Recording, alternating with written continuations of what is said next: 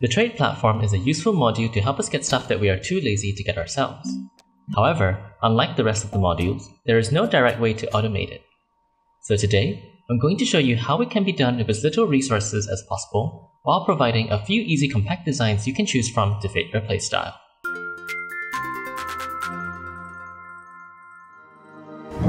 The basic concept of an automatic trade platform is that you rely on wiring elements to automate for you.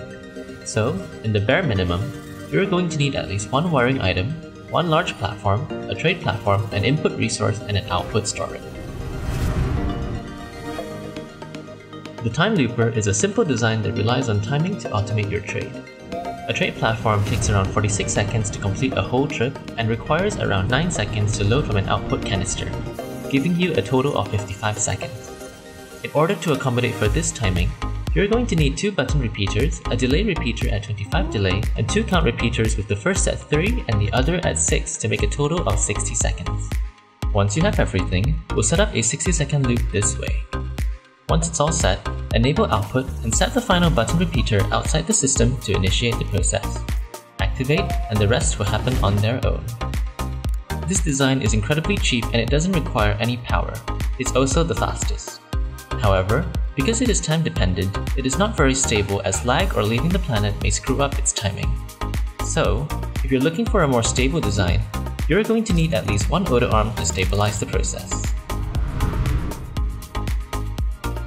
The idea of a storage counter is to use a sensor to determine the pace of resource flow. For this design, you're going to need 2 large T platforms, an auto arm, a storage sensor, a count repeater, and power. From here, what you choose to trade for will slightly alter its layout. We'll start with an 8-item trade. Place your main layout in this way, set your auto arm to collect in this area, and give it 1 resource to keep it on standby.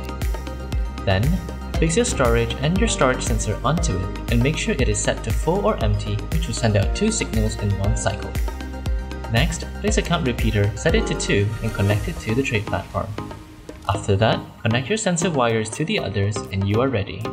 Enable output and the rest will happen on their own.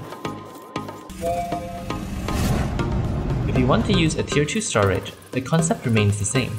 Just make sure that all the slots on the platform is occupied and you're good to go. For a 6-item trade, all you need to do is use a tall storage instead.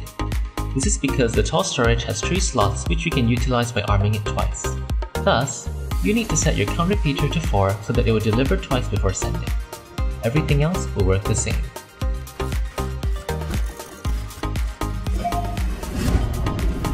For a 4-item trade, your only options for storage is a crane, as the crane is the only usable module that has exactly 4 slots. So, make sure your count repeater is set to 2 and all will be well.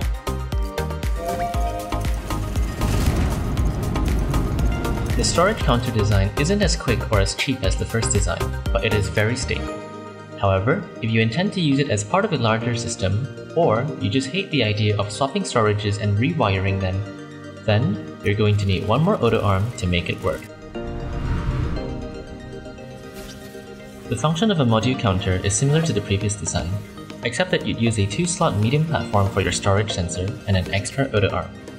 This makes the design more flexible as you only need to adjust the count repeater for various numbers of items needed, without touching the wire.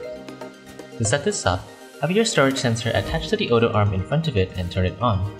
Once it's all set, dispense from your output canister and the rest will be the same. If you want to connect this system to an existing scrap farm, all you have to do is turn off the front auto arm and migrate the entire system to the end of your scrap farm. Remove your scrap storage, and once you're ready, turn on your front auto arm and you're good to go.